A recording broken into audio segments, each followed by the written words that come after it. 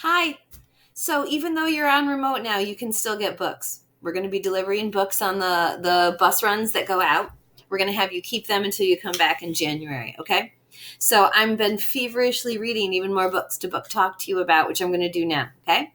So I'm going to start with Eventown by Corey Ann Hayden, okay? This was a really strange book, definitely a fantasy. It's about a family, two girls, twins, and their parents who, as the book starts, they're moving. They're leaving the town they've always lived in. They're sick of it. It's kind of dingy. They allude to something bad that happened there. And they're moving to a town called Eventown where their mother has gotten a job. And they visited there one time, and it was the most perfect place they had ever seen. So they're super psyched. They get there, and it's everything they remembered. Absolutely beautiful. Every person that lives there has a beautiful stone house, the most beautiful thing you've ever seen, with ivy growing on it. Everybody's happy there, kind. It's just the best place ever. But as they stay there and they're there a little longer, they notice a couple interesting things. For instance, one of the things they remembered was how good the ice cream was, but there's only 3 flavors of ice cream. And when they ask people about other flavors, they seem confused. They love school, but like in their music class, there's only one song that they sing over and over. So as the book goes on, you realize that is Eventown a very cool place, or is Eventown an extremely creepy place? Very interesting book. I think you would really like it. So that's Eventown by Corey Ann Hayden. Scream Site, super creepy horror one.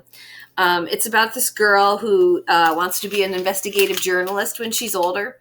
And so she has an assignment for like her journalism course where she has to write about something. And her sister convinces her friend that she's writing about boring stuff and that she should write about this website called Scream Site, which has recently popped up. And what it is it's a contest where it's for it encourages people to post their own short, scary horror video that they make.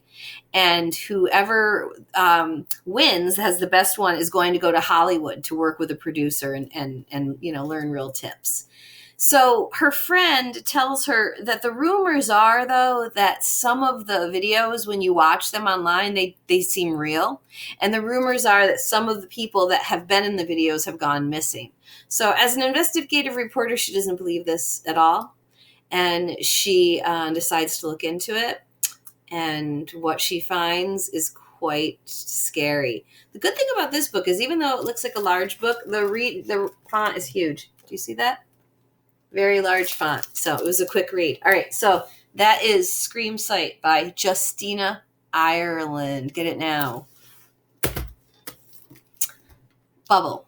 This is realistic fiction. And I don't know if you can see the great cover, but it's a door with a picture, hole, and it's a window, and it's a boy.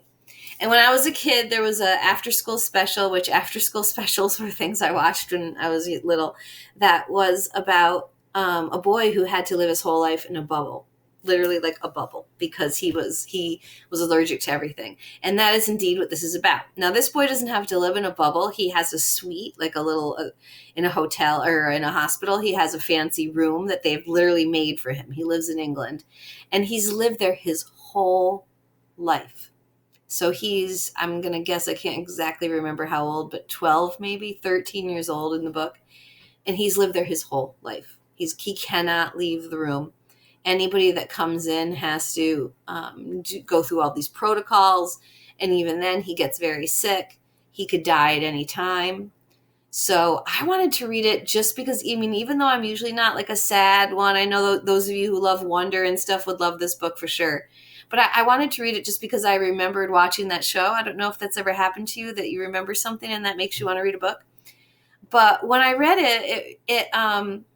it really wasn't sad. I mean, it is sad, but he has an opportunity to sneak out. Think about it. Can you imagine if anything in the world, like even somebody getting a tiny germ will kill him? Can you imagine what sneaking out could possibly do? But if you've never, ever been outside and have no opportunity ever to, plus you don't know how long your life is going to be, So, wow, great book. Okay. So that's Bubble by Stuart Foster. Highly recommend it. Okay, another one that I just love, love, love. This is the one that I just finished literally seconds ago. It's called The Remarkable Journey of Coyote Sunrise. And it's by Dan Gemmenhart, I think is how you say his name. And I love all of his books. We have his other books at the library. I should book talk them again for you. They're all different, all of his books. I love an author when they do that, when like every book they write a different type of book. That's when you know they're a really good author. So anyways, this is such an incredible book. It's about a girl named Coyote, although that's not really her real name, but that's what she goes by. And her father, Rodeo, same thing. And they live on an actual school bus. It's been fixed up, kind of like a tiny house, and they live on the road. They travel all around because of a tragedy that happened in their life. And they are free spirits. So they do what they want. They go where they want. They live pretty much for the moment. And as the story starts, you see that this is very evident because Coyote realizes that she has to get her father to take her to a certain part of the country. They're down in Florida. And she knows that if she asks him to take her there, he won't. I won't tell you why. You got to read the book, why she has to go somewhere. But she knows that if she asks him to do almost anything else, he will.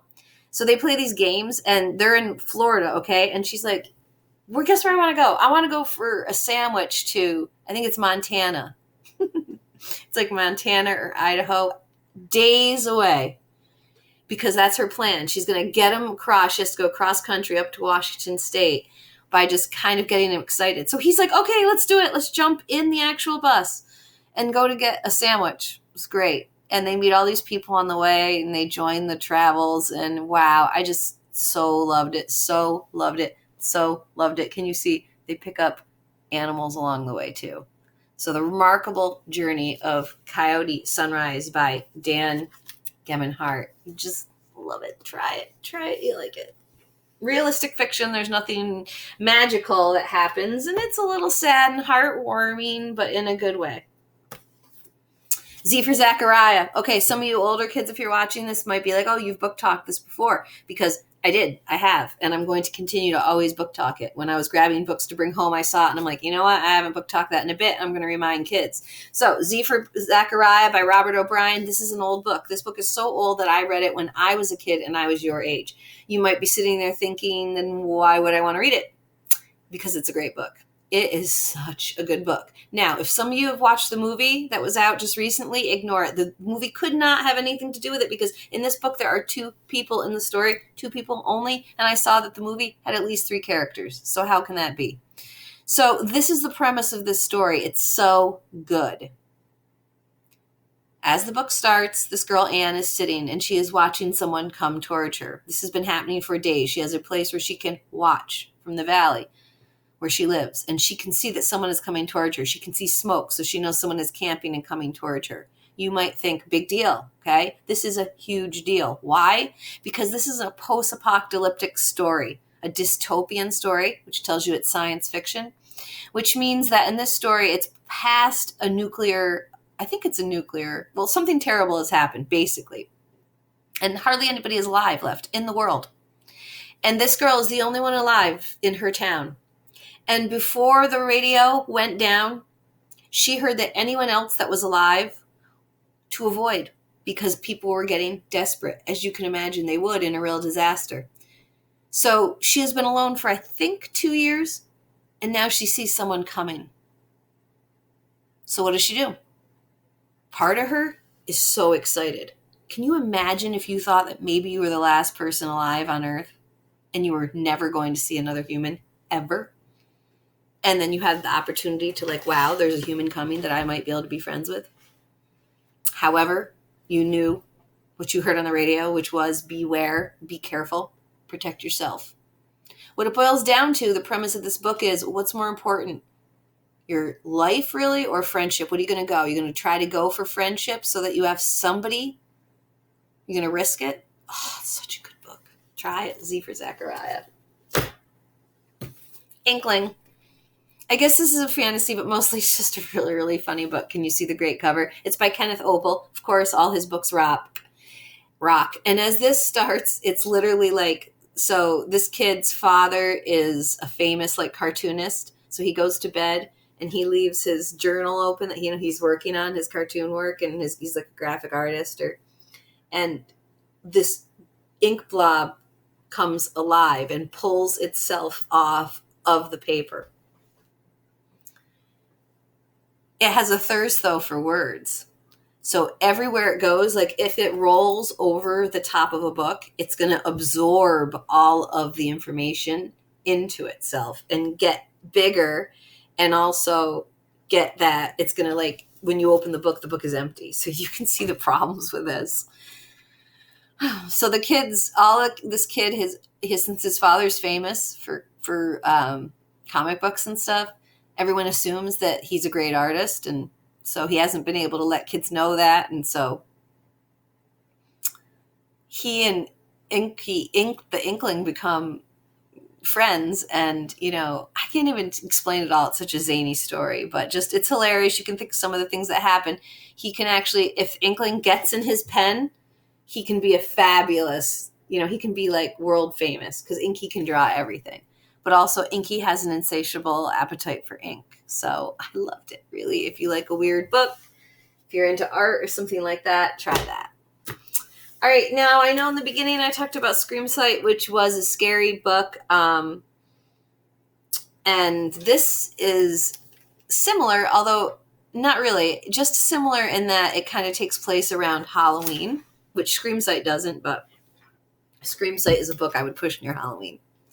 So this is called The House in Poplar Wood. I don't know if you can see it. It's by K.E. Ormsby. Such an interesting book. Definitely a fantasy, but unlike any fantasy I've ever read. So in this alternate world, which seems very much like our world, like it could be Malone, every town and area, so say it's Malone, has memory, an entity that lives there called memory, and an entity called death. Memory is this entity you can go to, and you can get rid of a bad memory, and they put it in jars, or you can actually keep a good memory so that you can have it. You can pass it on to other generations. You can have it when you're older if you lose your memory. Death, you kind of know what death does in a town, right? So as this book starts, you meet two twins, Lee and Felix, I think. And they live in this house, which is on Poplar Wood. That's why it's called The House on Poplar Wood. And it's divided in half. And they are twins, but they cannot see each other except for one day a year, which is Halloween.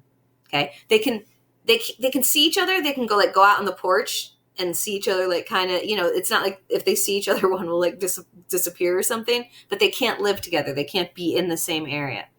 And it's because you find out that I think it's Lee is Memory's assistant and Felix is Death's assistant. And in this town, Death and Memory, even though in this case it's their parents, okay, cannot be friends and get along. So clearly something has happened, because they got along at one point. They have twin kids, where something has happened in this town. Something is going on with Memory and Death. It's a very interesting story. As you can tell, I'm kind of fumbling to book talk it just because it's so unusual and so weird. Okay, so I'm stopping. That's 7 books. I'm going to try to, every time I get 7 books done, I'm going to try to get to it right away and book talk it and put it out there for you. The book request form is right on the library website. Don't stop coming to this website and looking for, these book talks and more information that I'll be posting for you. Okay, great. Contact me with any information or anything. Miss you guys. Bye.